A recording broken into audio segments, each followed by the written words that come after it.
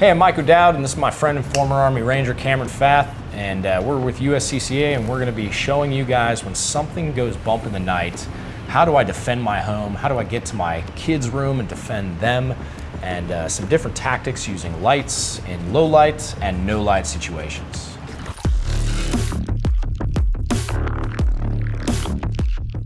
All right, so some of the things we want to bring up are flashlights. This includes the type of flashlight, like is it a push button, is it gun mounted, is it a lever, or is it just handheld? Next thing we want to mention is low light versus no light. So some people's homes have ambient lighting with windows, and it's way different than when you're in a room that's pitch black and you can't actually see anything. So we'll talk about those two differences.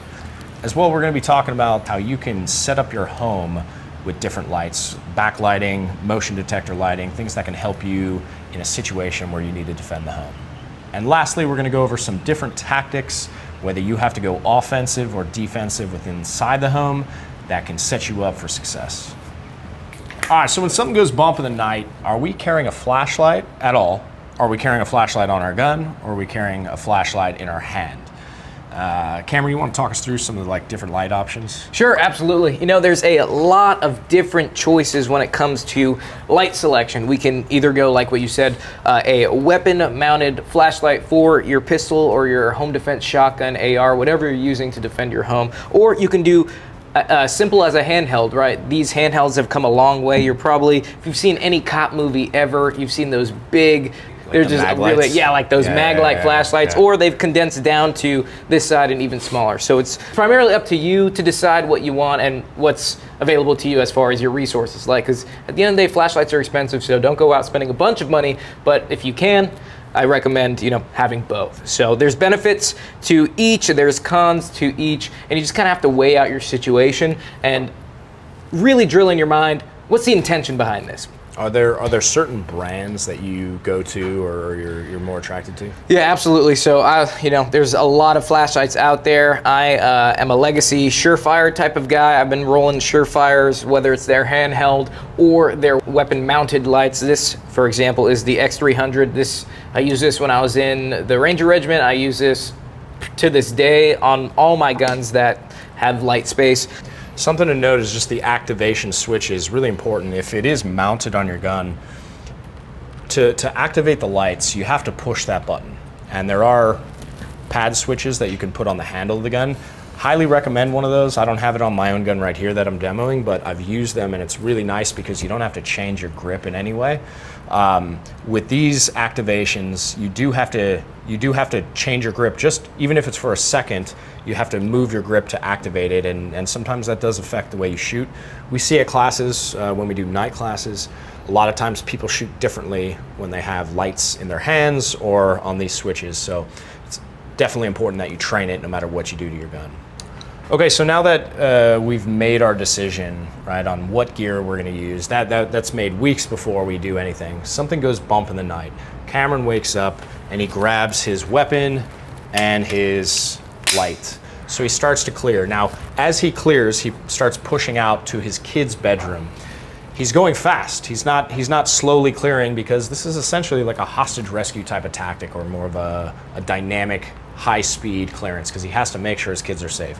So he's going quarter speed, but you guys can watch, he's not stopping to clear. He pushes through and he's walking down the hallway to his kid's bedroom, and he goes straight into the room. He clears the room, making sure he has full accountability of all the people in his house. So he knows and his loved ones are in the bedroom, and now he's gonna stronghold the hallway.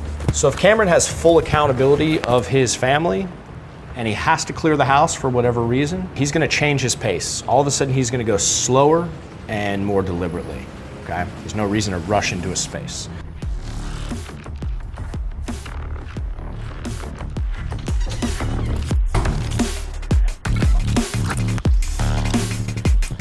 One more consideration we want to mention is the lighting of your house. How can you, with or without a weapon, how can you set up the lighting in your house to keep your family safe, or to assist you in a situation where, it's an emergency, you have somebody in your home, or you need to get to the kids quickly? One way I use is the lighting around the exterior of my home. So when I'm sleeping, I keep the exterior of the home lights on and I keep the interior lights off. What that does, it puts a natural barrier where anyone who comes within 20 to 30 feet of the house is already lit up. I can see them, they can't see me. And it forces them to come all the way up to the window and actually look inside if they want to get information. Interior, how can you set up the lights inside your home? Well, they make these little lights, you can buy them on Amazon. It's not a particular brand, it's just any light. Lights that plug into the outlets on the floor. Some are motion tripped and some are just permanently on whenever it gets dark. I put these all over my house, specifically in points where I want to backlight versus light up the room. So what I don't want to do is I don't want to backlight myself. So I don't want one of these lights in my bedroom. I don't want one of these lights in my kids' room or in the hallway where they're gonna see me coming out. Where I wanna put these lights is maybe in the living room, by the doors. So the moment somebody comes into the house, as they walk past that threshold, they're being lit up from behind, which means they can't see me, but I can see them. Cameron, you have anything closing out on this? Sure, absolutely. So, we're providing you these methods, but this isn't the only way to do it, correct? Like anything, whether it's just getting familiar with your firearm during daylight, heading to the flat range, and just learning where to put the bullets, right? Find that training, get good with your firearm, and some sort of light source, and it's just going to benefit you. So whether you have a flashlight on your gun, whether you have a light in your hand, or you have ambient lighting around your house, it's really important to understand how lighting can be used to your advantage to defend yourself and your family. If you like what you saw, make sure you go ahead and like and subscribe. We have a lot more coming on this kind of topics. And then in the comment section, give us any questions you might have. Especially, we'd love to hear what you guys run. Like, what kind of lights are you using? Which type of carry? Is it handheld or is it on your gun? And then if you use ambient lighting, if you have lighting outside your house or in the house, we'd love to hear what you do. Maybe it's different, maybe it's the same, but let us know. And as always, continue training, because that's how we move forward and that's how we progress.